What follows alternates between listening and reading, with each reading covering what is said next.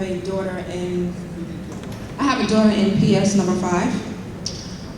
She's been going there since pre-K, and I am concerned about some of the things that are going on, especially with her teacher. She's been I won't say a top student, she's been a very good student, above average student. Lately, the teacher has been downgrading a lot of her paperwork. Also, most recently, my daughter's a child performer, and she needs to get a form filled out for the state of New York in order for her to work, a work permit. This teacher needs to certify as to whether or not she's performing or not performing. When she filled out the form, she said that my daughter was not performing. So I had to go back the next day and straighten this out with the assistant principal at the point in time. I brought her a report card, all 3s and 4s, straight across the board, no bad marks, no bad progress reports or anything like that. He corrected it for me. Now this is the same teacher that Mr. Figueroa is having an issue with. So it's not just one student in that class, it's multiple students. Also, my daughter is not allowed to go to the bathroom when she needs to go, which is also a problem. These are 6 and 7-year-old kids. They shouldn't be made to sit in the classroom and not go to the bathroom for 3 and 4 hours at a stretch. It is ridiculous.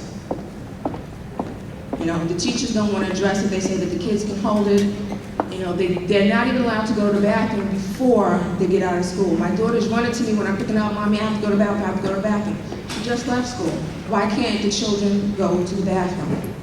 Why aren't the children being allowed to go to recess?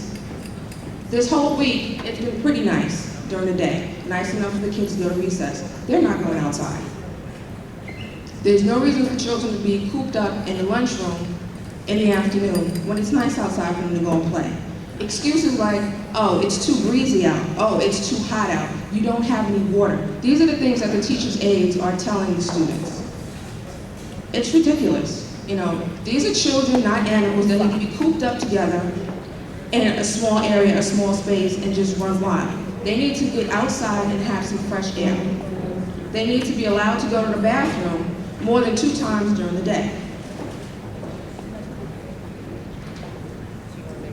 You know, what is being done to address these issues? I'm pretty sure that it's not just, you know, in that particular class. I know that there are other parents who are having the same issue, you know, and it seems that, you know, the teachers are grazing over it.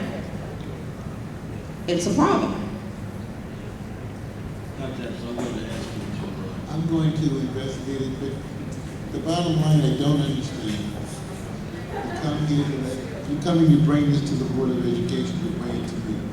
Have you done anything prior to? Have you gone through the procedures? Have you gone through the principal? Have you gone through Mr. Walker? Have you gone through the procedures to make this done? I don't have any information, any incident report, no recommendations that these children are not going to the bathroom, they're not being allowed. Mr. Walker has not informed me of that. This is the first time that you come here to tell me. I haven't gotten a call on this at all from any parent. This is the first time I'm hearing this. Have you gone through the procedure? It's a public forum, so I'm speaking publicly. It's I've also, okay, yes, and I've spoken to the teacher and I've spoken to the administration. You did speak to the... No, I'm talking about this parent, please. So Same if you school. bring that information to Mr. Walker, we will investigate it, and I'll be happy to investigate it for you. Okay. But you have to understand that it's only 2 weeks left of school. I understand that, you know, but it could be made better for next year. Okay. Exactly. I got it. May I say something? Thank you. I've only been on the board since April. I know that Sterling had been involved with that parent group for a while, with the main item being children unable to use the bathroom when they need it and not being able to go out to recess. I had heard about it in a kind of conversational way, and then I codified it by making it an item on the policy agenda for 2 months in a row. So it actually has been brought up, and so the issue itself has been brought up and talked about at these meetings, and you know, there's supposed to be a survey taken and about recess, and there was supposed to be a principal spoken to.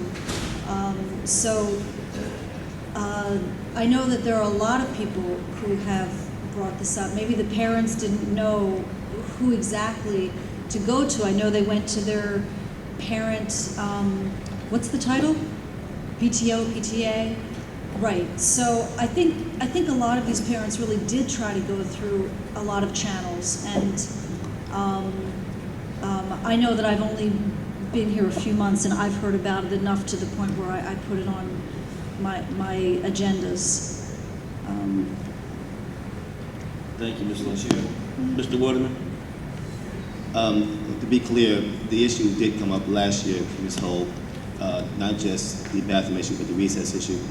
But let me just say this, a lot of parents are afraid to comment sometimes, either brave parents or brave ones. A lot of parents are afraid because of either retaliatory or perceived retaliatory measures taken by either the teacher, the principal, or the school itself.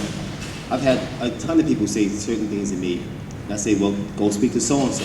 In my own school, she did not want to speak to the principal because she thought, not that it was going to happen, but she thought something would not happen right and it would affect her child as far as retaliatory. I convinced this woman to go ahead and speak to the principal about that issue. So we do have parents that are concerned. We do have parents that are afraid. They don't come here all the time. They don't address the principal, the teachers, because they're just afraid. So let's not act as if this doesn't exist. So if you don't hear about it, those are some of the reasons. But these are brave parents because they do come here. They do voice their concerns at the perceived thought of retaliatory measures. We have to convince them that it's okay to do that. They come and can voice their concerns, take it to the proper resources, and it will get handled. If we convince them of that and we do it, then we should have no problems going forward, or limited problems going forward. That's it. I would like to say something to add to what the gentleman just said before. You know, a lot of things is that as we get older, we tend to forget that things do change, and how situations were handled when we were growing up with our parents aren't the same way now.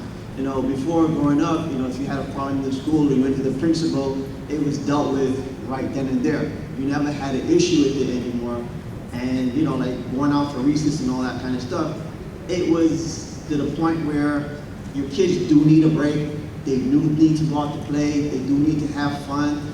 You know, they're young. They need to, you know, get some stress off their chest. Now it's all about trying to get the education down. Get them smart, get them prepared for the next grade, but we also tend to forget that there's still 6 and 7-year-old kids.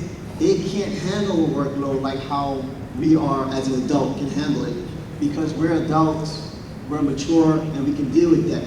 They're now coming up. It's not fair to force that on them, and if they have a problem, you go to the teacher or you go to the principal, now it's retaliation on your kids. And a lot of parents are not going to come forward because the simple fact is that they're afraid for their kids. And as a school system, it should not be that way. We need to remember how it used to be when we were growing up and get back to the family values that we had as kids growing up. And right now, that is one of the main things that is missing with the society, that nobody has family values. You know, how many times you walk down the street and, you know, you went in the store, you never knew the adult that was there. You did something wrong. By the time you got home, your parents knew what you did in that store. And you're like, well, how'd she go? She was never there. You know, those are things that we need to bring back, and that's what we need to bring back and get that family value back into the system.